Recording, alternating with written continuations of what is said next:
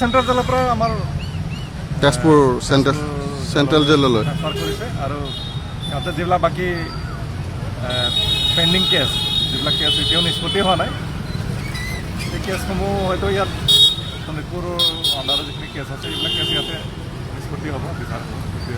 এইটো কোন additional S P Gulzar Hussain হত্যাকাণ্ড এইটো মই বিশেষ মই নাজানো দেই। এতিয়া কি ক'ব আচলতে এওঁলোকৰ যি নিয়া কেছ বুলি জানো আৰু নিয়া কেছ কেছৰ লগত জড়িত সেইটো মই ক্লিয়াৰ নহয়। ৰেহাই পাব বুলি আশা কৰিছে। ৰেহাই মানে চৰকাৰে কি কৰে আমিতো আশাবাদী যে বাকী যিখিনি NDBৰ কেছ যিমানখিনি কেছ আছে সেইটো আমাৰ চুক্তিৰ মতে গোটেইখিনি কেছ মানে নিষ্পত্তি হ'ব লাগিছিলে। অকল অসমৰে নহয় গোটেই উত্তৰ পূৰ্বাঞ্চলত যিমান কেছ আছিলে সেই কেছসমূহ চৰকাৰৰ লগত আমি আলোচনা হৈছে। চৰকাৰে কথা দিছে যে এইখিনি গোটেইখিনি কেছ নিষ্পত্তি কৰিব। গতিকে আমি আশাবাদী যে কেছসমূহ নিশ্চয় নিষ্পত্তি হ'ব। বাকী কেছ যি কেছ নহওক চুক্তি হোৱাৰ পিছত গোটেইখিনি কেছ নিষ্পত্তি হ'ব লাগে। আমি আমাৰ গোটেই ল'ৰাবিলাক মুক্ত আকাশৰ তলত আহিব লাগে। ঠিক আছে। আৰু যাতে অসমত স্থায়ী শান্তি প্ৰতিষ্ঠা হয়। কি কেছত আপোনালোকৰ হা এনআই কেছত আছিলে অঁ এতিয়া বৰ্তমান ডিষ্ট্ৰিক্ট কোৰ্টত পঠিয়াই দিয়া হৈছে এনআই কোৰ্টৰ পৰা। এনআই কোৰ্টৰ পৰা বহুত বহুত ধন্যবাদ। কি হয় কোনটো কেছত এই গুলজাৰ হুছেইন হা হয় গুলজাৰ হুছেইনৰ ন এডিশ্যনেল এছ পি।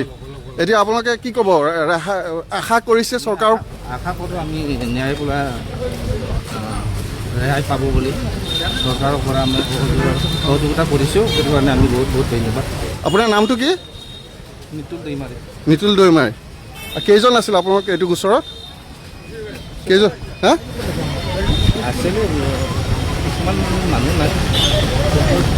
আপোনালোকে এতিয়া ৰেহাই পাব বুলি আশাবাদী আশাবাদী হা আশাবাদী। আপুনিও এইটো কেছত আছিলে ন? আপোনালোক ন্যায় কেছত। আপোনাৰ নামটো কি? সুযোগিৰী বসুন্ধৰা।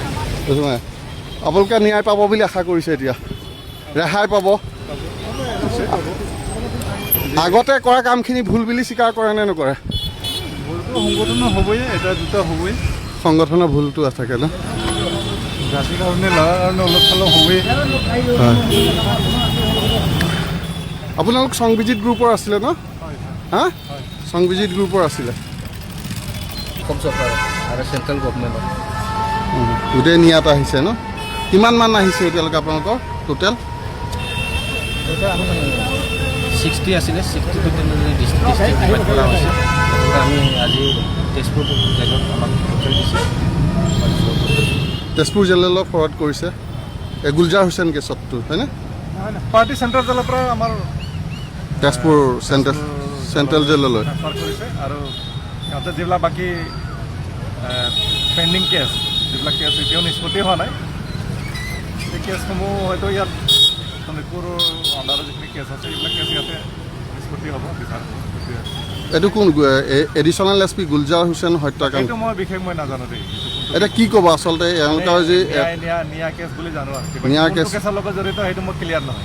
ৰেহাই পাব বুলি আশা কৰিছে।